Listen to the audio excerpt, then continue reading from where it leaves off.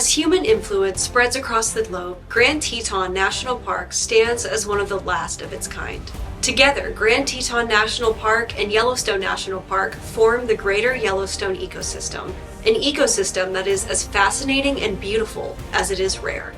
But you certainly don't need to know this to know that the Tetons are special. They radiate power, strength, and a type of indescribable depth and beauty. But how did these incredible mountains come to be? And why is the ecosystem that they support so important? Here, there is quite a story to be told.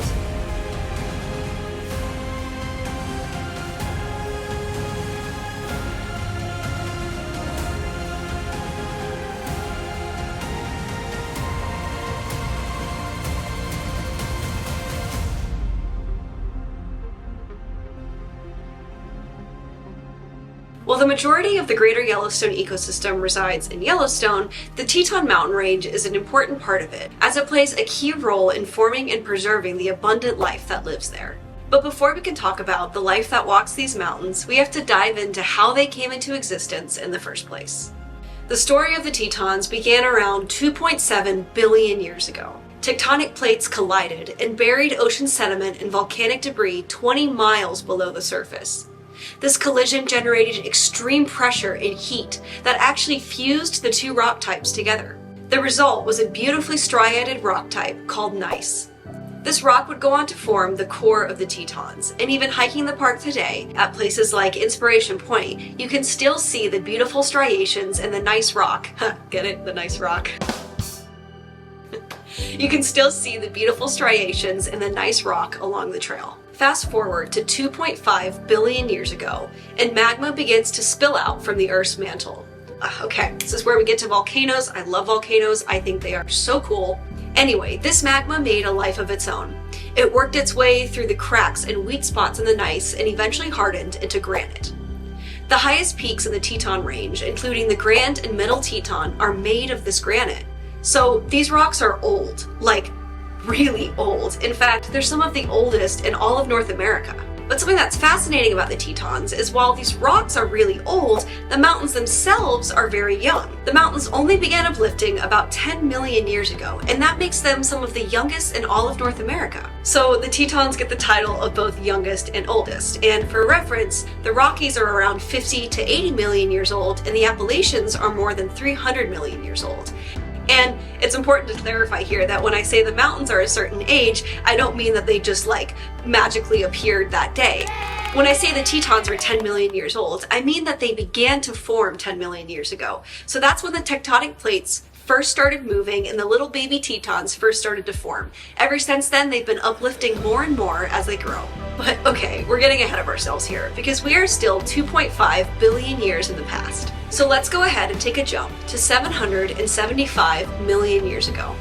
During this time, more magma spilled out and filled the crevices and grooves around it, although these eruptions were different in comparison to the previous ones. This magma had a ton of iron in it, while the magma that formed the granite didn't. So the rock that these eruptions hardened into was different as well. This magma hardened into a rock called diabase, which is very similar to basalt, and you might remember that we talked about basalt a lot in my Craters in the Moon video. All made of basaltic rock. Is that how you say that?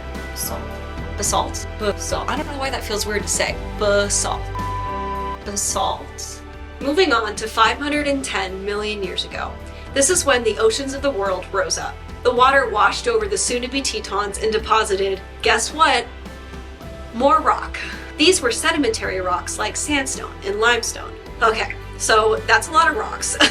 But basically, the important thing to remember here is that over the course of millions and millions of years, different types of rocks slowly layered on top of each other to form the foundation of the Tetons. And now, if volcanic eruptions weren't exciting enough for you, which I don't know why they wouldn't be because volcanoes are sick, we have our first series of major earthquakes. 10 million years ago, the Teton fault line began to move and triggered a series of earthquakes up to a magnitude of 7.5. This is when the Grand Tetons began to form. And if somehow that still wasn't exciting enough for you, now we have massive volcanic eruptions and massive earthquakes happening at the same time. We can't forget that next door to the Tetons is the Yellowstone caldera, a massive supervolcano. Between 2 million and 640,000 years ago, the volcano has erupted 3 times, and some of these eruptions triggered more massive earthquakes that further pushed the Tetons upwards.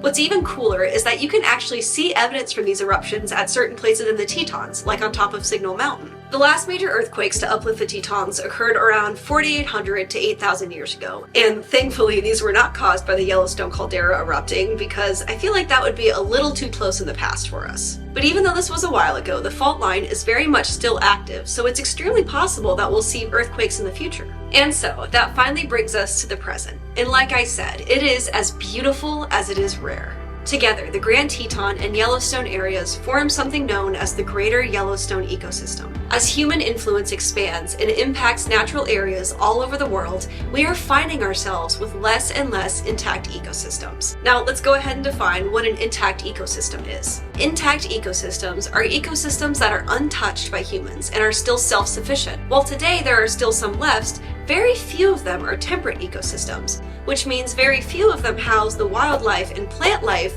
that live in these climates, except for, you guessed it, the Greater Yellowstone Ecosystem. It is one of the last remaining larger and untouched temperate ecosystems on the entire planet. Its 34,000 square mile area houses more wildlife than anywhere else in the lower 48 states. This wildlife includes one of the largest elk herds in North America, the largest free-roaming wild herd of bison in the United States, and one of the few populations of grizzly bears in the lower 48. It really amazes me to think about the incredible series of events that led to the Tetons being what they are today. And something else that I didn't know when I was coming into researching for this video, even when I went and visited the parks, was how incredibly linked and interdependent the Tetons and Yellowstone are. From their early geology to the ecosystems that exist today, they have literally shaped each other's existence. And I think it's important to remember that these types of links exist all over the world, and everything, in fact, is connected in some way. So there you have it. That is the story of the Tetons. And if you like this video, please go ahead and hit that subscribe button. I would really appreciate it. And maybe even go ahead and check out my video on Yellowstone, because it's all about how it's a massive supervolcano. And like I said, volcanoes are pretty darn cool. So thank you so much for watching. I hope to see you back here real soon.